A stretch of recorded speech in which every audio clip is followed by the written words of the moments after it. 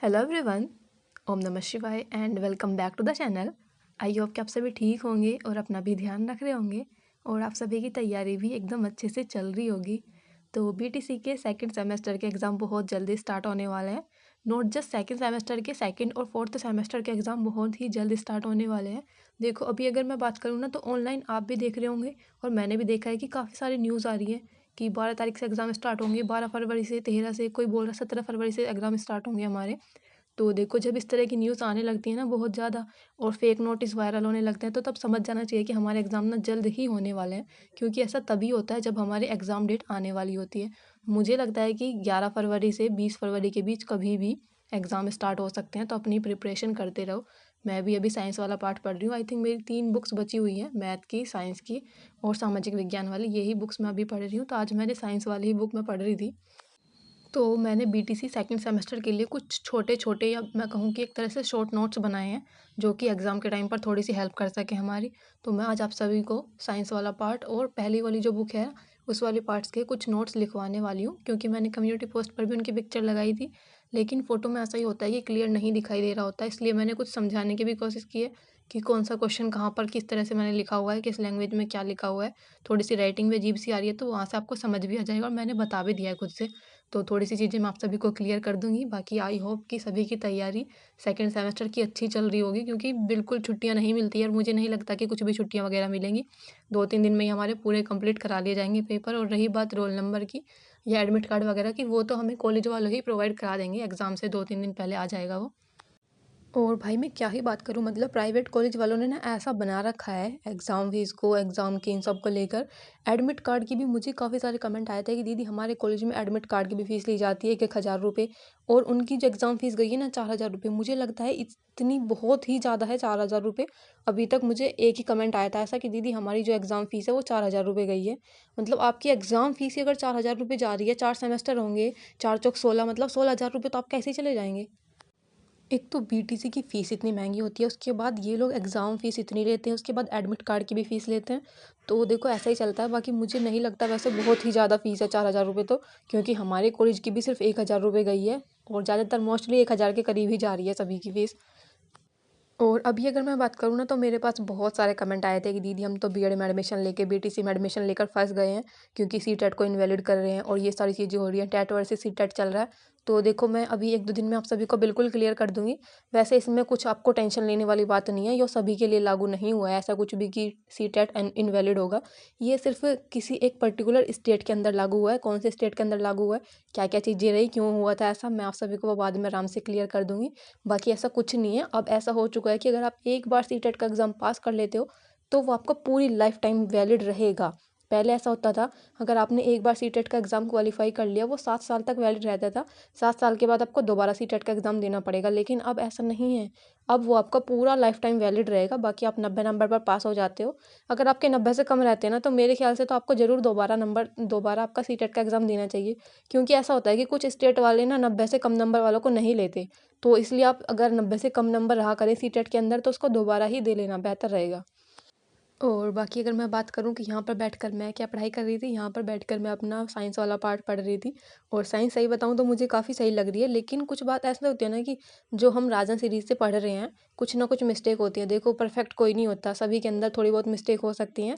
तो एक्सेप्ट करो उन्हें भाई, इतने कम प्राइस में आपको ये छोटे छोटे से नोट्स प्रोवाइड हो रहे हैं, कम टाइम के अंदर हमारी तैयारी हो पा रही है, तो थोड़ी बहुत मिस्टेक हो सकती हैं। तो उनको थोड़ा सा देख लिया करो, क्योंकि जहाँ पर मिस्टेक होती है, जैसे अगर मैं बात करूँ ना, इसके जो ऑब्जेक्टिव क्वेश्चन थे ना साइंस वाले पार्ट के, कुछ क्वेश्चन मुझे इसमें मिले, काफ़ी क्वेश्चन जो मिस्टेक थी।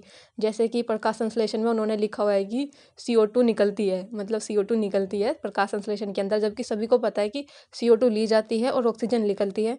तो इस तरह की कुछ 1-2 छोटी मोटी मिस्टेक हैं, उनको आप देख लेना, या फिर मैं भी आप सभी को बता दूंगी। मैंने इस वाली वीडियो में लास्ट में आप सभी को बताया भी है कि किन क्वेश्चन में, ऑब्जेक्टिव जो क्वेश्चन थे इस बुक के अंदर, 1-2 क्वेश्चन कहीं गलतियाँ थी उनके क्वेश्चन के अंदर। और अगर मैं बात करूँ, इधर मेरी मम्मी लेट रही है, तो मम्मी की तबीयत आज सुबह से ही ख़राब हो रही है, फ़ीवर वगैरह हो रहा है। तो इसीलिए अगर आपने देखा भी होगा तो आज काम भी मैंने ही किया था पूरा। इधर मम्मी लेट रही थी, उसके बाद काम वगैरह ख़त्म करने के बाद बैठ गई थी मैं अपनी पढ़ाई करने के लिए। और साइंस वाले पार्ट में मैं ज़्यादा तो नहीं पढ़ पाई, बस आई थिंक 30 पेज या 35 पेज के करीब करीब मैंने पढ़ लिया था। और 5 तारीख तक मैंने टारगेट रखा है कि मैं अपना पूरा सिलेबस कंप्लीट कर लूँ और आई होप कि 5 तारीख तक मेरा कंप्लीट हो जाए, क्योंकि उसके बाद तो मुझे सिर्फ रिवीजन करना है। बहुत ही जल्द एग्ज़ाम होने वाले हैं क्योंकि अब। और अच्छा, मेरे पास किसी का कमेंट आया था कि दीदी सिर्फ प्रीवियस ईयर के क्वेश्चन पढ़ लो तभी भी आपके अच्छे नंबर आ जाएंगे। तो मेरे पास तो प्रीवियस ईयर सिर्फ आई थिंक 20, 21, 22, 23 ये शायद 3 या 4 साल के हैं, उससे ज़्यादा नहीं है। ज़्यादा मैं कहाँ से पढ़ सकती हूँ? अगर आपको पता हो तो प्लीज़ बता देना, कोई चैनल कहीं से भी आपको पता हो कि कहाँ से मैं प्रीवियस ईयर पढ़ सकती हूँ। तो देखो, इस तरह के हैं पहली बुक के नोट्स जो मैंने बनाए हैं। तो मैंने इस तरह से बनाई है, अगर आपको कुछ समझ नहीं आ रहा तो पूछ लेना। वैसे मैंने आप सभी की कम्युनिटी पोस्ट पर इनकी पिक्चर लगा दी थी, लेकिन पिक्चर में ऐसा होता है ना कि जो आप फोटो लगाते हो उसमें ज़्यादा क्लियर नहीं आ पाते, इसलिए मैं एक बार आपको यहाँ से एक बार पास करके दिखा देती हूँ। तो देखो, आई होप कि आपको समझ आ रही होगी कि जैसे कि मैंने ये लिखा है, फ्रोबेल की 2 रचनाएं हैं, एजुकेशन ऑफ मैन कोमा लगाकर, मदर एंड प्ले सॉन्ग्स। बोधकालीन शिक्षा की विशेषताएं हैं, संग होते थे, गुरु और शिष्य के संबंध। तो इस तरह से मैंने लिखा हुआ है, अगर कहीं पर कुछ समझ नहीं आ रहा हो तो देख लेना। जैसे ये है ना कि बनारस संस्कृत कॉलेज, तो मैंने यहाँ पर डैश लगाकर यहाँ पर संस्कृत लिखा हुआ है क्योंकि छूट गया था मुझसे। बनारस संस्कृत कॉलेज 1791 में जॉन डंकन के प्रयास से बना था। मैकाले का विवरण 2 फरवरी 1835 में आया था। इस तरह से मैंने लिख रखे हैं। भाई कुछ सन हो सकता है कि कहीं कहीं पर गलत हो, क्योंकि बाल श्रम नीति को ना अलग अलग आयु लिखी हुई थी हर जगह पर, तो इसीलिए शायद हो सकता है कहीं पर कुछ थोड़ी बहुत छोटी मोटी मिस्टेक हो। SCRT का कब गठन हुआ, NCRT कहाँ है, ये सब इससे रिलेटेड ही हैं मुझे लगता है। जो बुक्स में, जो फिलहाल जो मेरे पास नोट्स थे उनमें लिखे हुए थे ना, तो इसलिए हो सकता है कि कुछ चीज़ों में गड़बड़ हो सकती है। देखो, ये था कि NCRT ने कितने मूल्य दिए हैं, विश्व जनसंख्या दिवस कब होता है, प्राथमिक शिक्षा का प्रथम आयोग किसे कहते हैं, आदर्शवाद शिक्षा की कितनी विधियां हैं, भारतीय शिक्षा का महाधिकार पत्र किसे कहते हैं, निस्यंदन का सिद्धांत किसने दिया है। इस तरह से लिखे हुए हैं, आई थिंक समझ में आ रहे होंगे। जैसे ये वाला है ना कि एजुकेटम का एजुकेटम, एजुकेयर, एजुसियर और एजुकेयर, इनका तीनों का मतलब क्या होता है ये लिखा हुआ है मैंने इधर। एजुकेटम का शिक्षित करना, एजुसियर का विकसित करना और एजुकेयर का आगे बढ़ना। इसके बाद आदर्शवाद और प्रकृतिवाद के बारे में मुस्लिम शिक्षा के केंद्र कौन कौन से रहे हैं, प्रयोजनवादी जो है शिक्षा को क्या मानते थे, भौतिक दर्शन। इस तरह से कौन कौन सी प्रकृतिवाद की प्रमुख शिक्षण विधिया कौन सी थी, प्रयोजनवाद की प्रमुख शिक्षण विधिया कौन सी थी। तो इस तरह से मैंने लिखा हुआ है। गीजू भाई बधेका की कुछ प्रमुख रचनाएं जैसे काली गोरैया, बिल्ली के गले में घंटियां और भूत का भाई, 3 ही लिखी हुई है मैंने। ये बौद्धकालीन शिक्षा के प्रमुख केंद्र, रूसो के अनुसार शिक्षण विधियाँ, परंपरागत शिक्षा, ऊर्जा के साधन, इस तरह से लिखे हुए हैं मैंने। माध्यमिक शिक्षा आया था डॉक्टर लक्ष्मण स्वामी मुदालियर के आयोग में 23 सितंबर 1952 में। इस तरह से लिखे हुए। सेकंड बुक के मैंने अभी नहीं लिखे हैं, लेकिन मैं आपको एक बार साइंस के दिखा देती हूँ, और आज मैं इनकी पिक्चर भी कम्युनिटी पोस्ट पर लगा दूंगी। कि पिक्चर में ऐसे होता है कि ज़्यादा क्लियर नहीं आ पाता, इसलिए मैं यहाँ पर आपको थोड़ा सा क्लियर करने की कोशिश कर रही हूँ। जैसे थर्ड बुक है साइंस की, कीट बख्शी पौधों में pitcher plant, Venus fly trap, समस्थानिक क्या होते हैं, ये परमाणु भार के लिए क्या फॉर्मूला है, सरल मशीन के कितने प्रकार होते हैं, खोपड़ी में हड्डियाँ होती हैं, सिरके को CH3COOH इसका केमिकल फॉर्मूला होता है, कीटनाशक का नाम, सूर्य से इसकी दूरी, मेंडलीफ के आवर्त सारणी में क्या क्या था। प्रथम वर्ग के उत्तोलक में ये सारी चीज़ें आती हैं। द्वितीय वर्ग के उत्तोलक में पहिए वाली ट्रॉली, सरोता, नींबू निचोड़ने वाला जो वो होता है, और बॉक्स का ढक्कन, किवाड़ यानी कि गेट है, और ये जो है ये क्या है, स्क्रू ड्राइवर शायद वो है, स्क्रू ड्राइव जो होता है ना, पेंच जो होता है। तृतीय चिमटी, हल, चाकू और फावड़ा, ये वसा के प्रकार हैं, संतृप्त, असंतृप्त और बहुसंतृप्त। ये कुछ मैंने सिंचाई की विधियाँ, आसवन विधि में क्या होता है, जीवाश्म ईंधन कौन से हैं, सरल मशीन में आते, चाबी जो होती है ये भी एक सरल मशीन ही होती हैं, ऊतक के प्रकार, फिर प्रजनन की विधियाँ, फिर बेकिंग सोडा, फिर जलीय प्रदन के प्रकार। ये मैंने कुछ ना ऐसे लिखे हुए हैं जो कुछ हेडलाइन टाइप सी हैं ताकि याद करने में आसानी हो। फिर कृंतक, रत्नक, ये दांतों के बारे में, ठीक है। इंसीजर, कैनाइन, प्रीमोलर, मोलर, 4 लिखा हुआ है, 4 नीचे होते हैं, 4 ऊपर, तो टोटल मिलाकर 8 हो जाएंगे।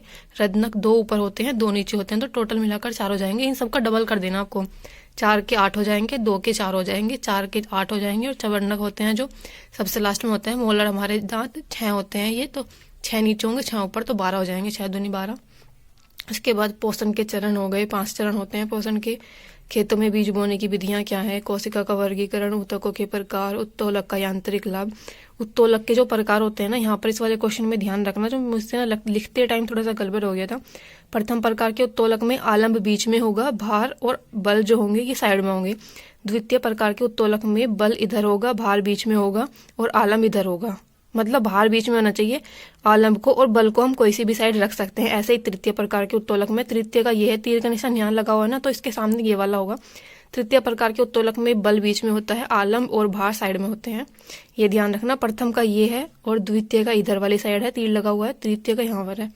पेशियों के प्रकार, कोशिका की संरचना, फिर पार्श्चुरीकरण के बारे में, कंकाल के भाग कैसे होते हैं।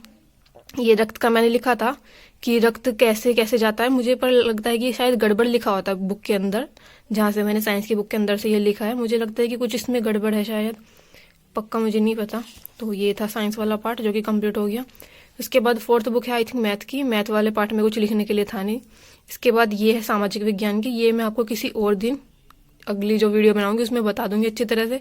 तो मैंने आपको थोड़ा सा क्लियर करने की कोशिश की है। तो अभी अगर मैं बात करूँ ना, तो मैं साइंस वाला ही पार्ट पढ़ रही थी आज। साइंस वाली बुक मैं पढ़ रही हूँ। 30 पेज से ज़्यादा मैंने पढ़ ली हैं।